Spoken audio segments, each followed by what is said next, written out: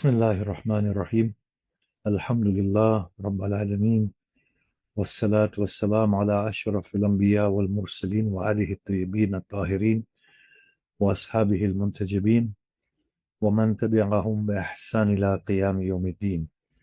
السلام عليكم ورحمة الله وبركاته. Now we stated that devotion is alignment with God and giving over the inner being to God.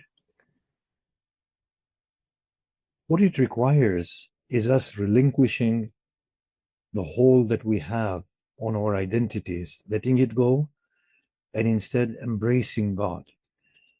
Gratitude, in that sense, forms a very fundamental part of devotion. To be grateful to God for every single thing. Now, it is because our thinking is inaccurate that we find it difficult to be grateful to God. You see, our whole theological outlook is that God created us, then placed us on this earth for us to recognize Him and worship Him.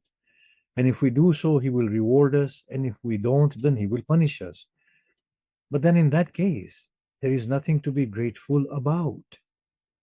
Because we can easily turn to God and say, well, I did not want to be here in the first place.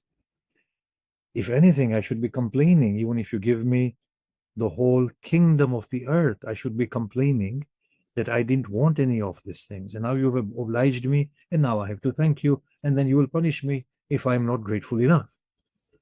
So the first thing we have to recognize is that we are not eligible. There is no eligibility here.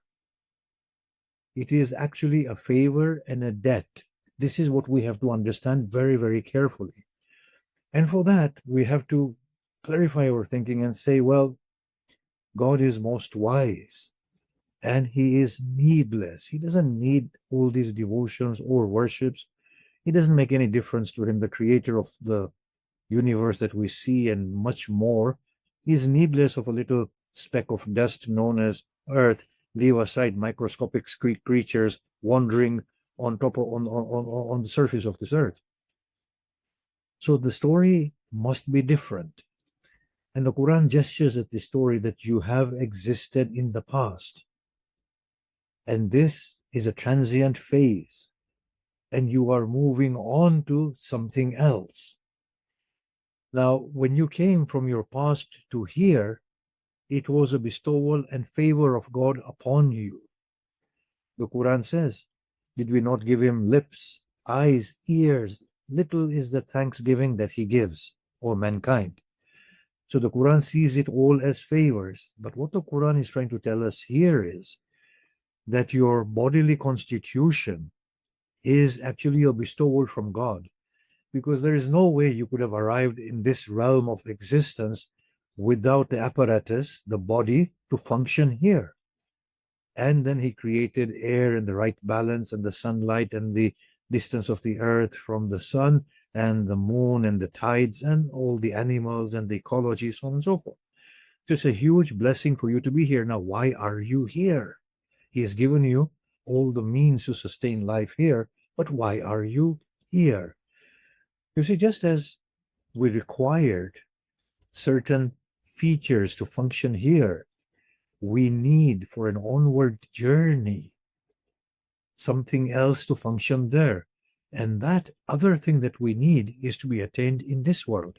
And that is a befitting state of the soul, which will carry us into the next world. If we do not acquire that befitting state of the soul, then we will be extremely impaired going on to the next world. And as such, we will not be able to function adequately. Yet, there will be no death that will relieve us of the torment and the trauma that we face in the next world due to having lack of means.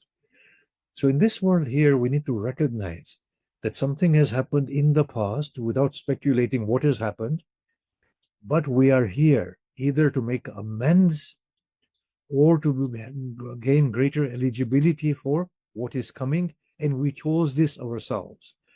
Only when we can think accurately that I've chosen the life of this world, and God without needing to, has had a favor upon me by making it all available. It is only at that time that we will feel humble enough to thank Allah subhanahu wa ta'ala for a grand opportunity to make amends for something that has gone and to make us eligible for something that is to come. If we can frame it that way in our minds, then being grateful becomes meaningful. Now, why is being grateful so productive in aligning ourselves with God? Aligning ourselves with God, as I just said, is to emerge in godliness. That's all it means, nothing else. At this point in time, we are so bodily or worldly that all our prayers, our aspirations, our wants are all interpreted within a bodily sense. We want health, we want security, we want wealth, we want comfort, we want luxury, we want the well being of one and all. These are all bodily wants ultimately. The real wants are the vertical ones, and that can only come by relieving ourselves of all the bodily wants and inclinations, attachments, and body orientation. So, for example, a person who is contented with a stable life will never have an opportunity to connect vertically with God because that requires unstabilizing the worldly life.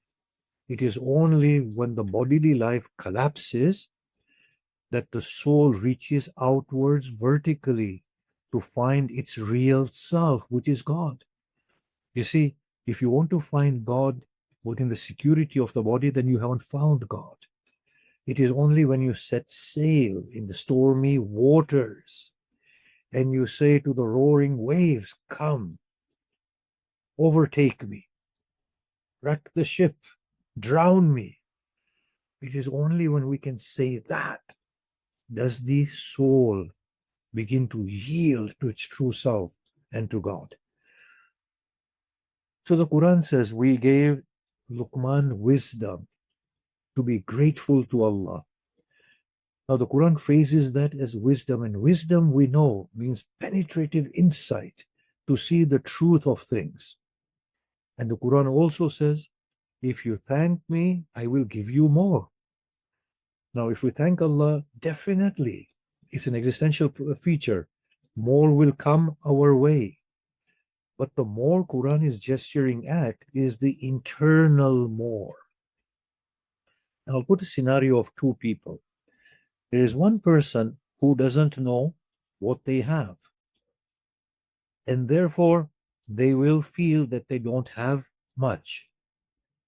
And then there's another person who's acutely aware of all that they have. And therefore, as they become more aware, they will receive more blessings in sense of gaining more insight as to what they already have. So let's say we go to Palestine and we see their state. Then we come back here.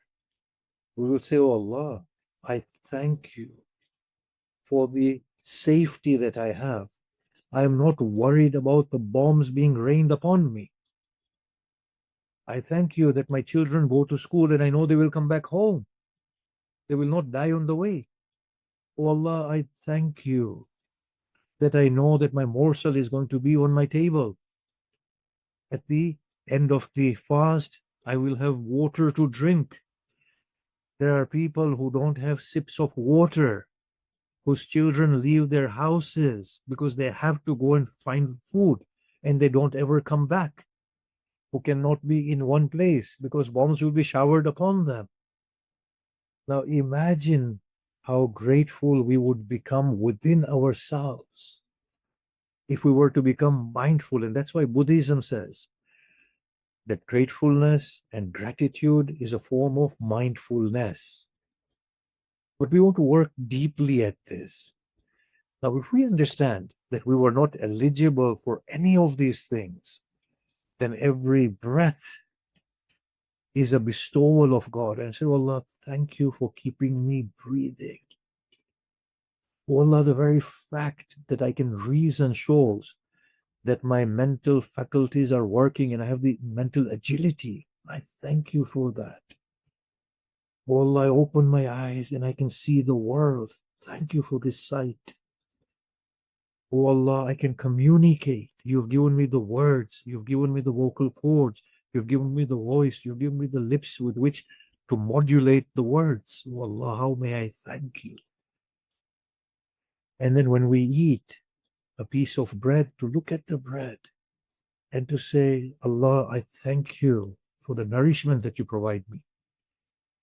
And to thank the bread as well for being that nourishment and to ask it to nourish us properly. When we thank Allah at that depth of level, it does something else to ourselves, as opposed to just humbling us and opening the soul to receive greater light of God. It actually makes us feel good and grateful at all times. Now, let us work deeply into this. When we see our children, we thank them for being our children. We thank our parents for bringing us into this world, and we thank our parents. And we thank Allah for our parents. The Prophet said, he who does not thank the creatures has not thanked God, because the creatures come as gifts on behalf of God, sent by God. But let us work furthermore into this. Think about this carefully. All the people that I have thought have been my enemies throughout my life actually were gifts of God sent to me. If I can go and thank them without them feeling that I am trying to mock at them, then I would go and thank each and every one of them, because they were so essential for the path that I have taken and the one that God had carved for me. To begin to understand what I am. They were only sent there as a gift for me to understand the truth of myself. Otherwise, I would have never understood it.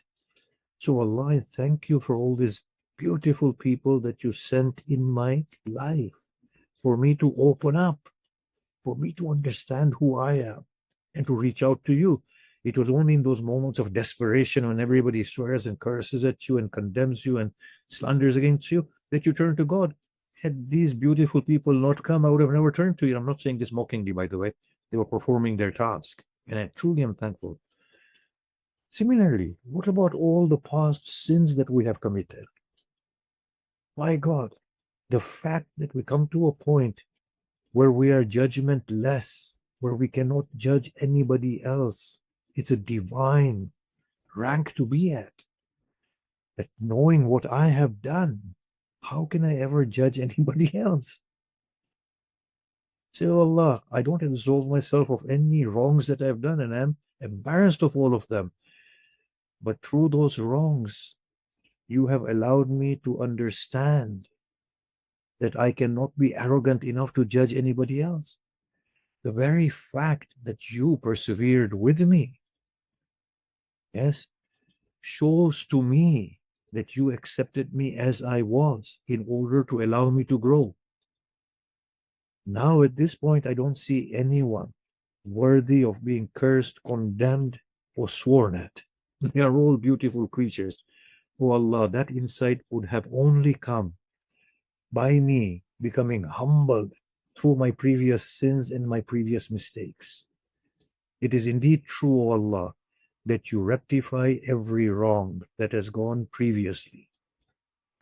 To look very deep inside and begin to thank Allah for the most inadequate moments. Now, there came a time in my younger days when I was studying at the seminary, and I would say, you know what, I'm going to look at every mistake that I've made today. And I'm going to try and find something to thank God with through that mistake. And it was amazing. It is amazing. First and foremost, the very fact that you are now saying that it was a mistake, the very fact that you're acknowledging that it was a show of arrogance, that you defended yourself, that recognition in itself is something to be thankful for. Two, now I will be humbled in my apology to the person I've offended. I thank you for that. 3, let me now learn to be silent and to let the other person win the argument. When you introspect like that, even in the most inadequate of our moments, we will find that there is so much to be grateful for. It humbles the heart, but actually it brings life to the heart, and the heart becomes a recipient of God. You see, when those people, those beautiful prophets and those masters, when they look at God, they are something else. So Moses flees from the Egyptians. He takes an arduous route to Madian. He sits beneath the shade of a tree. The only thing he has consumed on his route to Madian have been leaves. Now the hadith explains, and I think it was the hadith of Imam Ali, in which he says that his belly had shrunk to a level that the skeletons of those leaves were visible through the walls and the skin of his belly. And he said, Rabbi inni lima anzalta ilayya min khairin faqir. O Lord, all the good that you have given to me, I am a beggar of it. This is how he thanks Allah subhanahu wa ta'ala. Imagine. Now, when you go to Hajj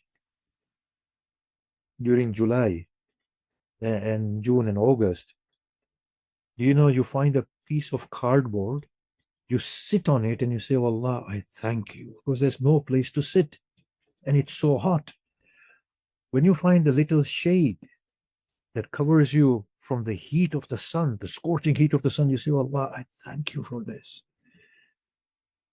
The mind becomes vigilant, becomes very mindful. Look, all of these are blessings. They are grand, grand blessings. And then we think that on the day of Qiyamah, what will be my state, O Lord? I know you're merciful, and I'm not going to face you. I'm going to face my own deeds on that day. You know? And then it increases good deeds from us. And then we say that Allah says, give shade to others, and I will give you shade.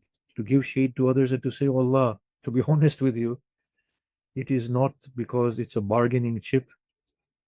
It is because I'm feeling how unworthy I am and how much you have bestowed upon me. And oh Lord, I thank you. I thank you again for making me do this, because I, left to my own devices, I would not commit any good acts. So I met with a person in one of my travels, and he said we were going from Muzdalifah to Mina. Now he said we were a group of people that were worth at least $10 billion at that point.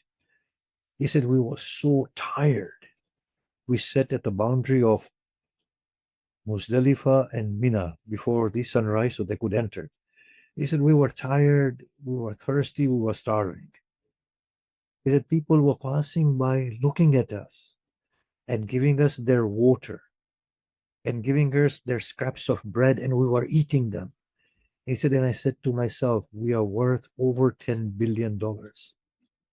And today, those passers-by, Allah has made them a means to sustain us. He said, we humbled ourselves and we thank those people and we thank Allah subhanahu wa ta'ala. And for the first time in our lives, it dawned upon us what our true status was and how much indebted we are to God. So thankfulness is a fundamental form of devotion.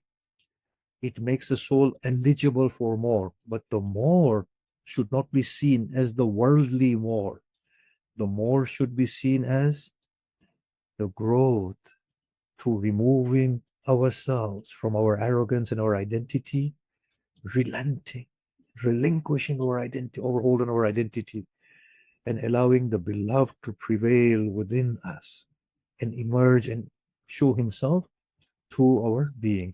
Now I'm going to end with a WhatsApp that somebody sent me, and I'm sure you've seen it, but it was in Urdu, so I'll obviously say it in English for the benefit of those who don't understand Urdu. That Moses met a man en route to the mountain when he wanted to converse with God. The man said, Moses, tell Allah to not to bestow upon me anymore, for he has given me so much that I feel embarrassed now. He said, ask Allah to reduce his blessings upon me. And he met another one. He says, Moses, look at me. I barely have garments to clothe myself with. I feed on scraps of bread. Tell Allah to give me more, for I have very little. So Moses engages and converses with God. He said, God, there are two people whose messages I bring to you. There is such and such who says, oh Allah, reduce your blessings, because I feel a sense of dire embarrassment. God said, tell him if he wants me to do that, then he should stop thanking me. If he stops thanking me, then I will reduce my blessings. Moses said, and the other one was this person that you know. He is in a very restricted and restrained state. He has not even his menial necessities. He asks you, O Lord, increase your blessings upon me. God said, tell him if he wants me to increase my blessings, to begin to thank me, and I will increase it. So Moses returns, he goes to the first one. He says, Allah says, stop thanking me, and I will reduce my blessings. He said, how can I stop thanking God? How can I ever stop thanking God for everything he has given? And even if he doesn't give anything, how can I stop thanking him? Moses said, and in that case, his blessings will increase. He went to the other one and he said, God says, thank him. He said, what do I have to thank him for? He said, in that case, his blessings will be restricted upon you.